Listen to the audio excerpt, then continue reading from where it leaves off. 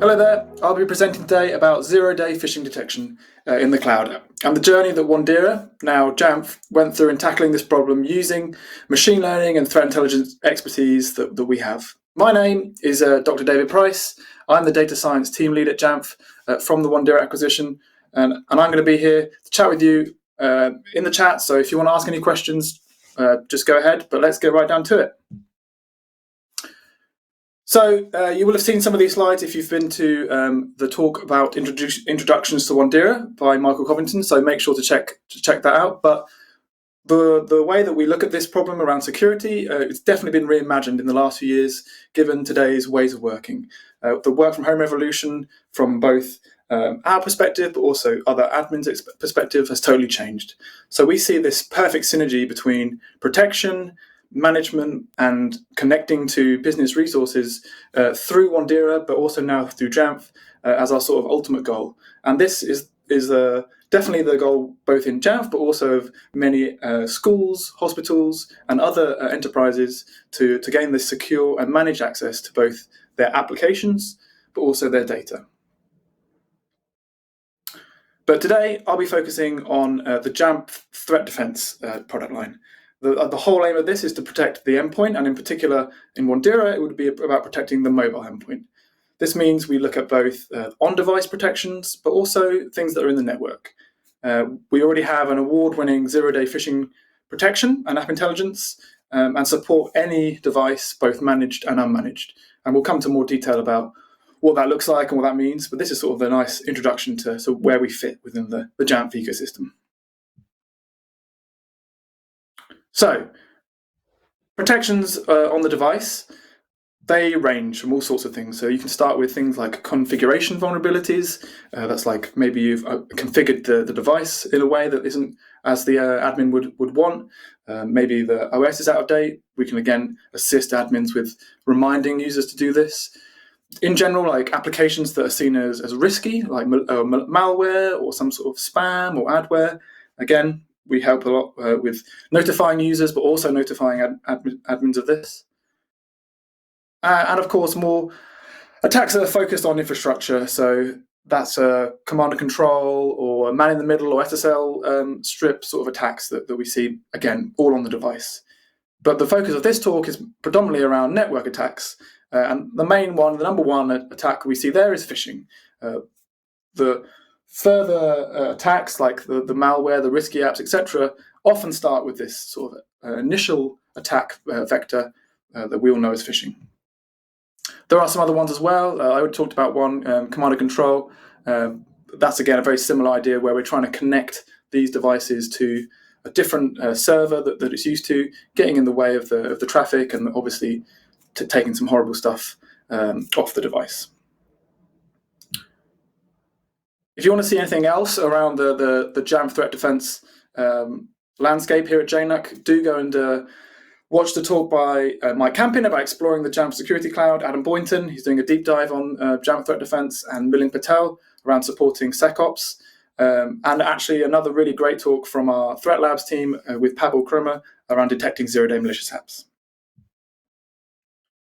So we also have a wealth of expertise that we bring with Wandera, namely what we call Miriam, which is our advanced threat intelligence, which, as you can see from these really big stats, looks at over 400 million sensors, which includes around 90 million apps, 75 million unique domains, and 20 million threats are blocked annually. And we've used all this data, along with the intelligence that we have in our Threat Labs team, to create and inform a machine learning engine that can then perform blocks on various different modes. So not just looking at the stuff I'm going to talk about later around phishing, but also focused on simple categorization of applications, looking at the risk of certain applications, and combining that all together so that you can then start detecting anomalies and really assisting the admin with how they would perceive threat and how they would perceive risk throughout their whole estate. So, well, I've already said it once, but why is phishing the number one enterprise threat? And I kind of got ahead of myself slightly earlier by saying that it's that initial attack that then opens up the devices in the estate to various other attacks. And that's been highlighted by Verizon in their DBIR of 2020, where they said that 90% of cyber attacks have to begin with a phish. And that's because that just gets them that entry port, that foot in the door. And really what they're trying to get to is like money, credentials, or PII, and just data, really. And the cost of data these days in the dark web or in various other forms is inordinate.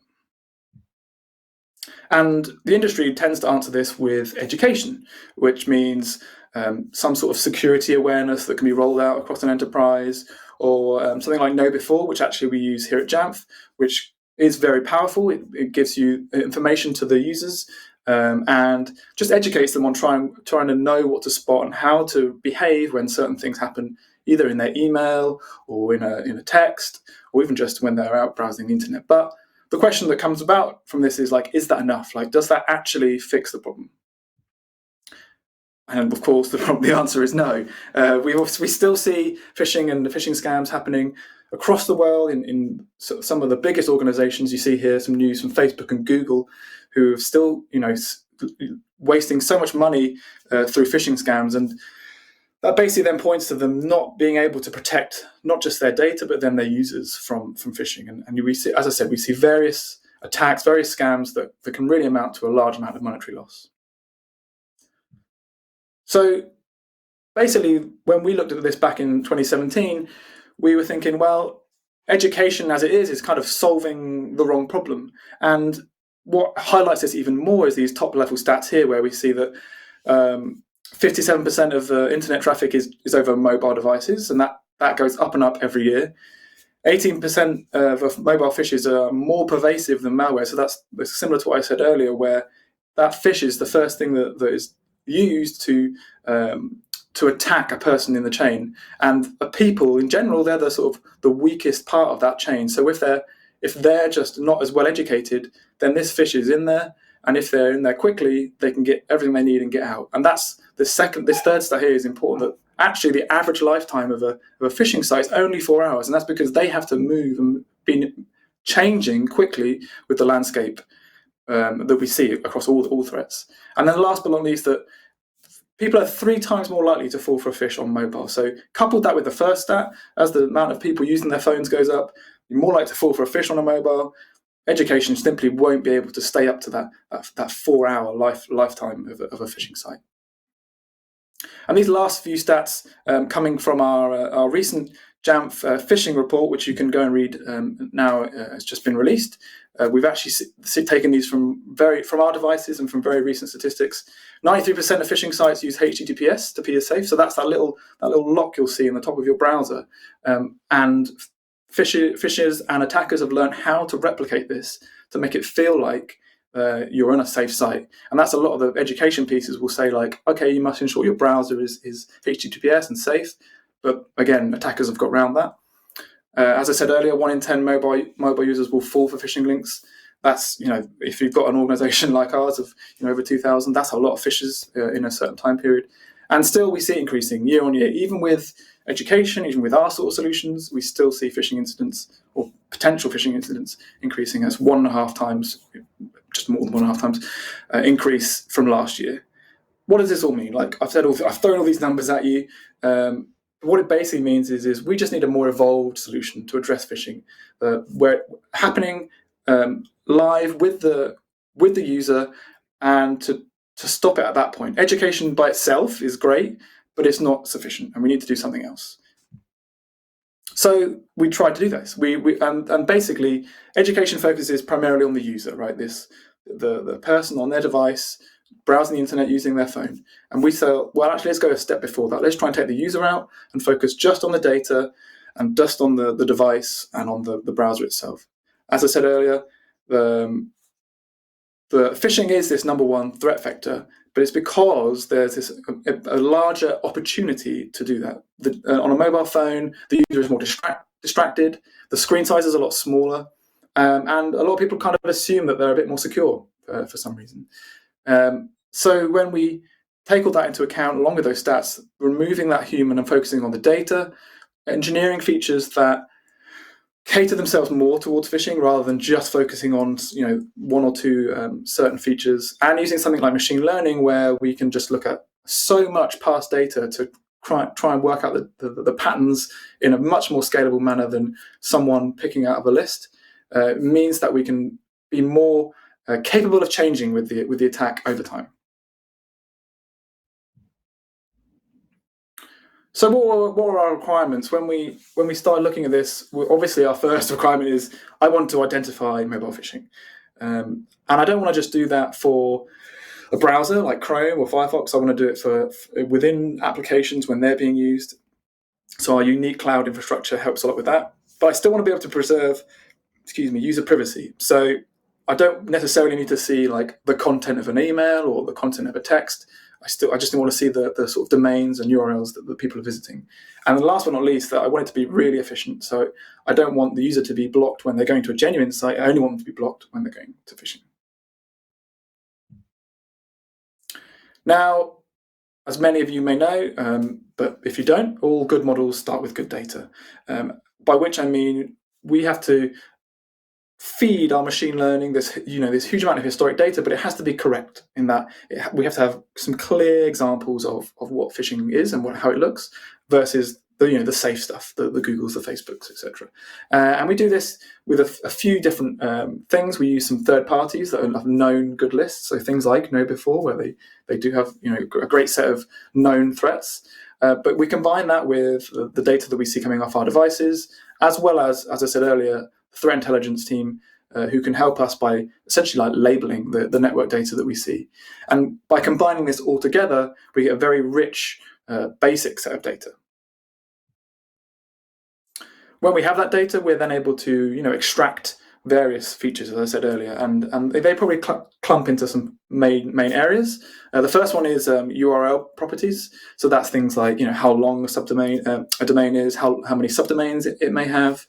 The next clump is registration details. So that's who owns this domain, what company are they maybe attributed to, how old is that domain, and then content itself. So sometimes we can get this. It's around like the code that's involved, the HTML, maybe the CSS that comes from the domain, and last but not least, how encryption is used. I talked earlier about HTTPS, and this is basically that the idea that you can go get a certificate from a provider, attach it to a domain, and if that's seen as a risky provider or like the age of the certificate might be too old, we can use that to sort of inform again the machine learning about what's phishing. And there are many more features that we look at and try to use. I just haven't got time to go through all of them, but these are the main ones that we've started to use within our phishing engine. So we've got great data, we've got some great features, and we've started to sort of train an algorithm to split this data into phishing and not phishing. But then how do I go about testing and making sure it works well? Well, basic is going like, I'm going to go and plug a site in, and what does it return? And what we tend to want to return is some sort of probability. So a high probability would mean, this is phishing, or a low one. And the two examples we have on the screen. On the left, we have a standard PayPal.com account, and that would return something around 1% or less. So that's very safe. And on the other hand, you can see this attempted Apple ID phishing site.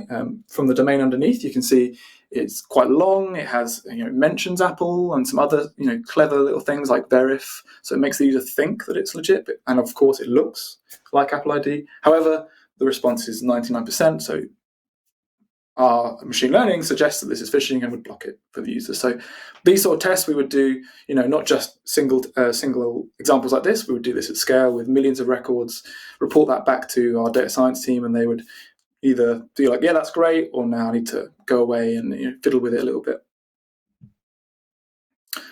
So I talked a minute ago about the sort of high level requirements, but what that sort of flips down into is like the outcomes that we would see is that, okay, now we're able to block mobile phishing. We've done that. Not only have we done that, because we're doing it across all apps and because we're doing it in the cloud, we're able to eliminate patient zero. So we are able to block the first instance of it, and then that instance can then be shared across all other devices and they'd be told, okay, someone else has visited this, let's not go there either. It eliminates our dependency on static lists, so we don't just have these like really static lookups that are provided. We can actually be more maneuverable. We can retrain the model. We can give it more data, and then it knows, how to behave with a newer campaign. And then the last bit around the testing was to ensure that we have minimal false positives, by which I mean we would predict something as phishing where it's in fact not. And as I mentioned there, one of our main outcomes and requirements was around eliminating patient zero. And this just means we're able to perform these blocks in real time. So the example here is that a user visits some dodgy URL. Miriam in the cloud is able to extract those features, scores those features, and then sends that score off to some other part of our infrastructure, which then says, no, we're going to block this. And that is done, as I said, in real time, at the time of the person viewing, without slowing them down, with minimal latency. And that is the real power of this protection. The being able to adapt is what we would call continuous improvement. And that's not the end of our machine learning model. We have to keep it up to date, and we have to go back and revisit it, because attackers aren't going to stay still. And that's kind of the problem with static lists, is that they're fixed at a certain point in time. So we have to mitigate this in our own way, and we do that by getting more data, not just from our users, but from people like sales and the Threat Labs team. They're able to then give feedback back to our model, and then it is then deployed in production. We retrain these models with the same features, but we also then research others. I talked about the certificates. We don't actually use those live. We actually have another model that's stored away from the live production, but we use that retrain of that model with the certificates to then inform the other parts of our infrastructure. And that means that we are able to be flexible against active campaigns. And we've seen in the last year there have been some interesting campaigns, particularly around Royal Mail and Amazon, because people were at home more, that the attackers are then focusing on that work from home. And of course, we try and look at new technologies. So we don't just sit stationary with a certain algorithm or a certain technology. We go away and look at more. So more data, more insights, and just general improvements means that we're dynamic. We are able to maintain this high level of efficacy. So I'm just going to show you a couple of examples of what we went through when we first released this. And during our first iteration, we were actually able to see and block things a lot sooner than some of the bigger players who were already in the area. The example target here is actually Apple ID again. Let me see if it comes up. Yeah, here we go. Apple ID mobile.co.uk, which is not the correct Apple ID site, even though, again, it looks exactly the same. And the reason that they would want to do that is obviously to get into someone's iCloud. They can get all sorts of data. And we've seen actually the likes of some very high-profile iCloud hacks using phishing in the past. So we blocked this live at day 0.0. And then about 4 hours later, we saw it appear with Google Safe Browsing. So then actually we can't even see it, because you get that red screen that says this isn't safe. And then another further hour, 12 hours later, regular lists like Aviva, Fortinet, they also had this. So we were able to consistently beat some of the bigger players in this area, as I said. And this is just one example. There are obviously hundreds and not thousands more of them, and here are just a few scrolling off the screen for you. They range from Apple ID, PayPal, Royal Mail, like I mentioned earlier. We can keep going and going. As I say, there are thousands and thousands of these.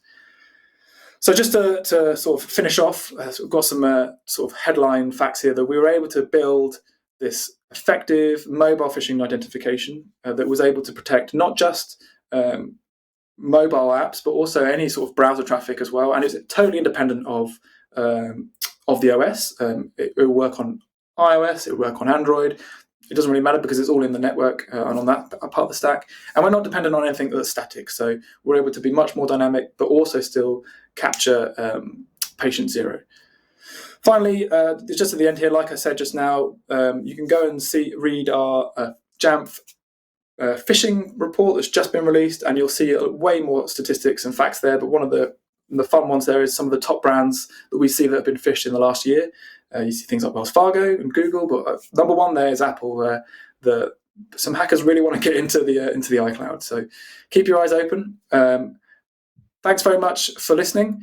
If you do have any other questions about phishing detection or anything about data science and machine learning at Jamf, please do ask now. I'm in the chat. But if you don't want to do that, feel free to Slack me if you're from Jamf. Send me an email at david.price@jamf.com, or just reach out to your sales rep. Thanks very much for listening, and enjoy the rest of JNUC.